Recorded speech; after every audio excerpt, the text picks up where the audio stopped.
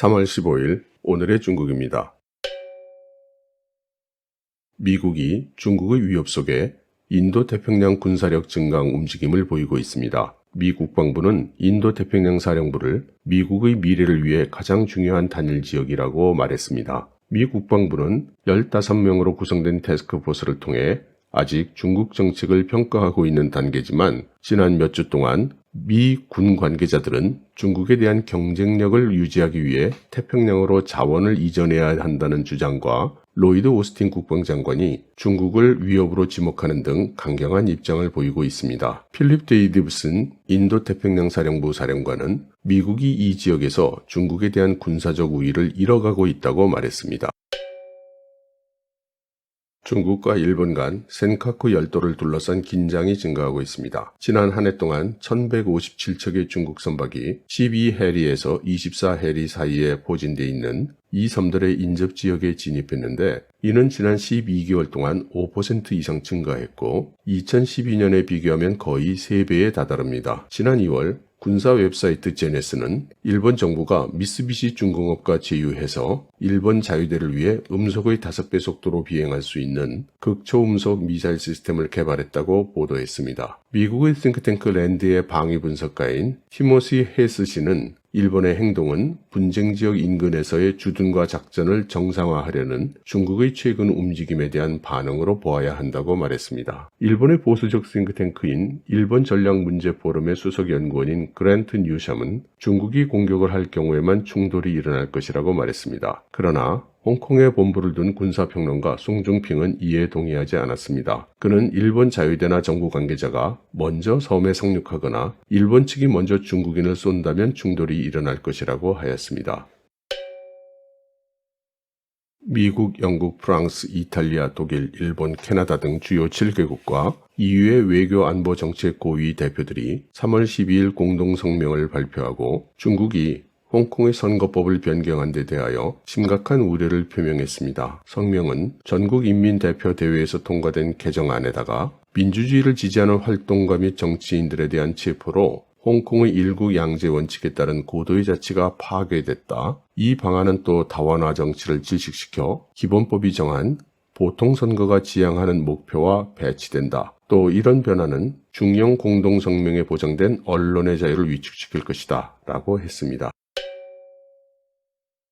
조셉 보렐 EU 외교안보정책 고위대표 겸 유럽위원회 부위원장은 12일 블룸버그 기고문을 통해서 EU는 인도양 태평양 지역을 위한 전략적 지침이 필요하다고 밝혔습니다. 그는 3가지 우선 분야가 있다고 했는데 첫째, 인도 태평양 지역에 대한 EU의 방침 제정, 둘째, EU-인도 협력의 단계적 전환 노력, 셋째, 연통성 작업을 계속하는 것이라고 했습니다. 여기서 연통성은 사람들 간을 연결하는 의미인데 그는 지속가능성, 지역 이해, 그리고 자주권을 강조했습니다.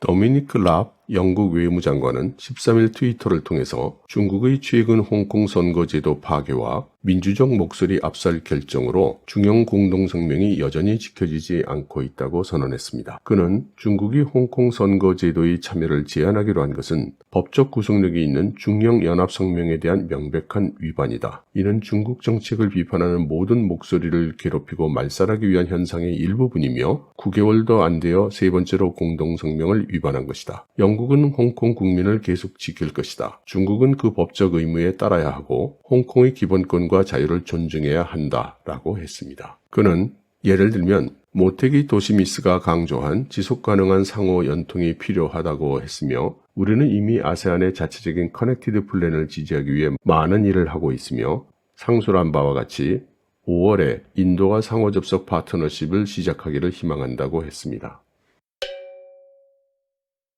크람프 카렌바우어 독일 국방장관은 인도태평양 지역에서 중국의 행동을 막기 위해 독일 연방 국방군을 활용한다는 계획이라고 합니다. 전문가들은 카렌바우어의 어조가 이전보다 더 강해졌다고 말하고 있습니다. 그는 전 세계가 상호 연결되면서 글로벌한 책임도 따른다면서 인도태평양 지역은 현재 글로벌 전략적 의미가 가장 중요한 지역이라고 정의했습니다. 그는 자유와 평화, 번영에 관한 중요한 결정이 이곳에서 이루어지고 독일도 그 영향을 직접 받는다면서 독일은 명확한 단결의 신호를 보내 독일의 동맹과 함께 이 지역의 존재성에 대한 맹세를 하고 싶다고 덧붙였습니다.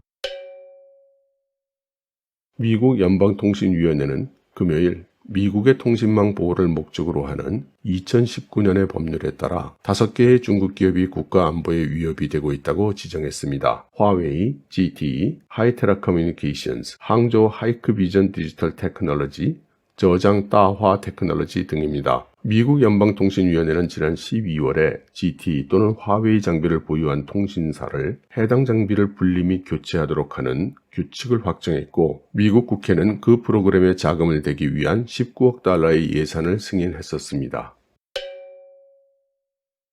신화사가 전국 양해로부터 중국식 민주주의를 이해한다는 보도를 내고 5,000명의 인민 대표들이 민주를 발양하고 직무 수행에 책임을 다하며 각종 의정을 원만히 완수해서 사회주의 민주정치의 현장의 과실을 세계에 보여주었다고 평론을 발표하였습니다.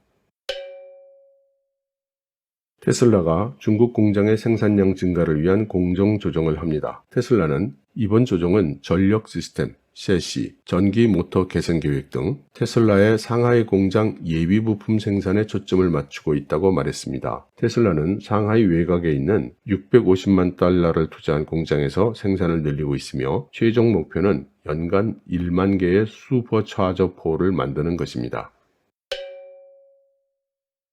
엔트그룹의 CEO 사이먼 후가 개인적인 이유를 들어 사임했습니다. 에릭 징 회장은 금요일 회사 메일을 통해서 사이먼 후의 사임이 이사회에 의해 받아들여졌음을 알렸습니다. 중국 당국이 텐센트와 바이두 등 12개 기업에 과징금을 부과했습니다. 당국은 이들이 과거 거래 내역을 제대로 보고하지 않았다면서 50만 위안, 미화 약 7만 7천 달러씩의 벌금을 부과했다고 28일 밝혔습니다. 비록 기업의 규모에 비춰볼 때는 상대적으로 적은 벌금이지만 독점 금지 조치는 당국이 중국의 거대 기술 기업에 대한 조사를 강화하고 있다는 것을 상기시키는 역할을 한다고 전문가들은 말했습니다.